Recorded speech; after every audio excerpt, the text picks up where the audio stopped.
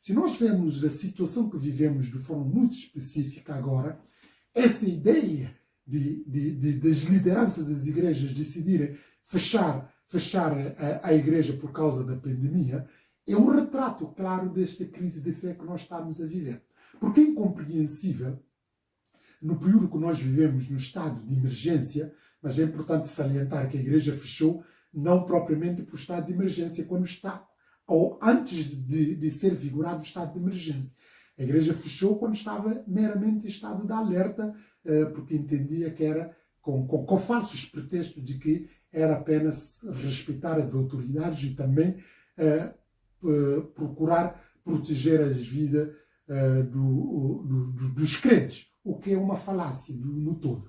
E também uma conjugação, uma coadunação, ou usando outra expressão, uma convergência total com o Estado, com o governo, com as autoridades, neste ideal, invocando inclusive o texto bíblico de Romanos capítulo 13, os primeiros versículos do Romanos capítulo 13, para, enfim, fazer valer essas pretensões de fechar a igreja com o intuito de proteger os irmãos, mas também de obedecer às autoridades. Devo dizer que tudo isto não tem qualquer tipo de acolhimento nas Escrituras Sagradas, até que é uma incongruência, porque nós sabemos que mesmo depois já com o estado de emergência, o Estado salvaguardou aquilo que são estritamente coisas essenciais para a dinâmica da vida social. Agora, a questão que eu pergunto, a igreja não é a prática religiosa para nós cristãos, não estou a falar para quem é do mundo, estou a falar para os crentes, não é algo essencial para a nossa sobrevivência espiritual? Naturalmente que sim, ou obviamente que sim. Mas nós vemos aqui o Estado, apesar de as coisas estarem a funcionar com alguns ajustamentos, mas a vida continua normal. As autoridades próprias do Estado continuaram a exercitar trabalho. Inclusive, há muitas pessoas que trabalharam. Por que a igreja depois ficou fechada? Ficou fechada porque temia que as pessoas iam contrair o coronavírus ali dentro do tempo, o que não corresponde todo a verdade. Porque, desde logo aqui, é importante salientar que eu até admito, e aliás, como escrevi um artigo bastante extensivo, podia haver esses ajustamentos do ponto de vista da igreja. Mas a igreja, em circunstância nenhuma, pode fechar as suas portas. Nem estado de alerta, nem no estado de emergência, nem estado de calamidade, nem estado de sítio de necessidade. Em qualquer tipo de circunstância, a igreja pode fechar as suas portas. A igreja tem que estar sempre aberta. E dir-me-ão, mas como é que pode fazer? Como é que pode fazer isso? Tem que resistir. Direito à resistência também é um princípio até que está consagrado nas várias constituições da República e dos países ditos civilizados. Mas também há uma outra incongruência nessa questão do fechamento, porque as pessoas fazem as suas vidas.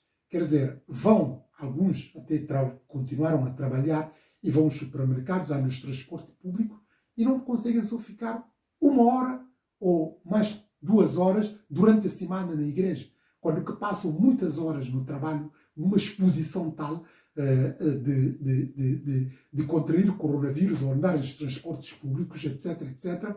Mas mesmo assim não receiam isto, mas têm receio de ir contrair o coronavírus num culto de 2 horas ou 3 horas durante a semana na igreja.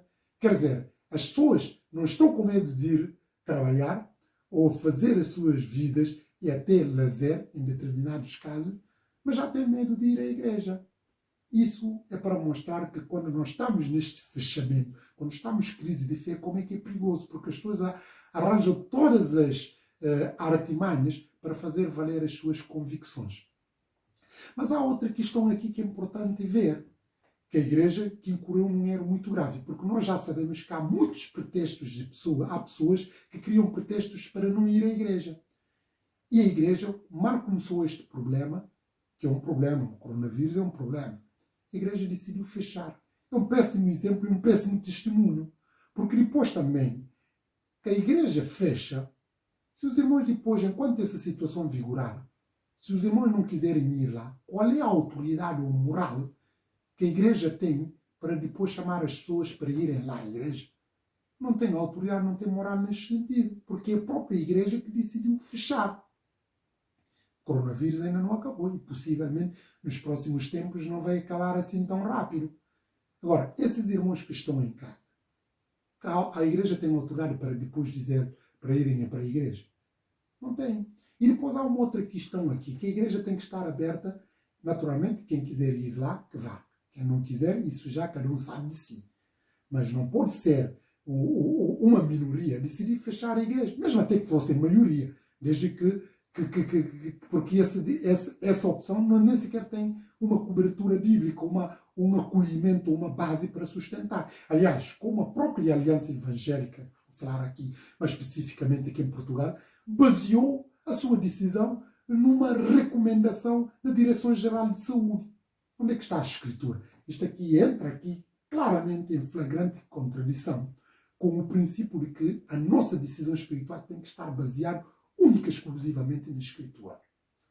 Aliás, esse é um dos grandes pilares, somente a Escritura, que demonstra biblicamente onde é que está, que a igreja tem que fechar as suas portas porque as autoridades mandam isso. Não tem que ser, nós temos muito porque a imagem, essa leitura de Romanos capítulo 13, que é interpretada de forma distorcida, porque nós sabemos que essa interpretação ali não é coisas da igreja que o apóstolo Paulo estava a falar ali. Está a falar de matérias civis. Os impostos, aliás, o apóstolo Paulo usou lá, se não tenha mais do que 2 vezes os impostos. A dinâmica da vida civil. E nós somos convocados como crentes para obedecer isto. Mas o Estado não pode imiscuir, as autoridades não podem imiscuir em circunstância nenhuma nos assuntos eclesiásticos. Isso são assuntos espirituais, dizem respeito única e exclusivamente à igreja, à liderança das igrejas. Mas essas lideranças, quando tomam essas decisões, têm que ser fundamentado com base na passagem bíblica. Não é com base nos pareceres de homens polutos, de homens ímpios, de homens que não têm qualquer tipo de temor de Deus nos seus corações, etc, etc. Como nós vemos. Mas houve aqui um alinhamento nesta postura e pronto, a igreja fechou-se. E sem medir as consequências depois que isso acarretará no seio da igreja e na vida dos próprios crentes. Porque há muitos, isso tem um reveses muito significativo na espiritualidade de muitas pessoas que têm medo de ir à igreja. Em vez da igreja servir de instrumento como meio de esperança, de encorajamento e de consolarmos uns aos outros, a igreja enveredou-se por um caminho do mundo, um caminho de pânico e de ansiedade, de medo e de susto, etc, etc. E nós sabemos que o susto, o medo, o pânico não é propriamente inimigo do bom senso, inimigo de uma espiritualidade esclarecida, de uma espiritualidade de fé, de uma espiritualidade de convicção. Porquê? Porque o susto, o pânico, a ansiedade, o medo gera descontrolo. E esses descontrolos vai surtindo efeitos perversos na vida dos filhos de Deus. Logo, essa decisão das pessoas que decidiram alinhar nisto não estão a ver implicações na vida espiritualidade. E tem que dar contas diante de Deus perante isso. Porque nós já sabemos que há todo um caminho das pessoas quererem desviar. Mas a palavra de Deus diz: ai daqueles que fazer com que um dos meus pequenininhos, o Senhor Jesus disse isso, se escandalizar. E para não ver depois as consequências que isso há de haver. Ou seja, tudo isto, como eu estava a dizer, demonstra aqui um certo tipo de liturgia espiritual que vai consubstanciar na crise de fé. De fé que vai notando manifestamente. Quer dizer, as pessoas, em vez de mostrar fé neste momento, as pessoas estão a mostrar medo. Parece que estão mais confiantes. Parece que se não vão à igreja, que não vão ter coronavírus, ou se forem para lá, é que vão contrair coronavírus, que de todo é falso. Nós sabemos que estamos expostos a risco. É preciso algum cuidado. Mas mesmo assim, não podemos fechar a igreja. A igreja é estritamente necessária, é importante dizer isto. Sei que isso é uma opinião que vai contra a maioria, mas nós não podemos, como diz o apóstolo Paulo, nada contra a verdade, senão em favor da própria verdade, porque é a verdade que nos liberta. Aliás, dizia o próprio Martinho Lutero, a paz se possível, mas a verdade a qualquer preço. E estou aqui a denunciar claramente essa situação e vendo a realidade triste que a igreja vive e vem confrontando. Só espero que agora essa situação, agora que está novamente essa segunda vaga, que não leva novamente igrejas a enveredar por este caminho. Que continuem, porque já sabemos que esse coronavírus veio e não sabemos quando é que vai. Mas nós sabemos também quem temos que ir e nós sabemos que temos que resisti-lo com fé.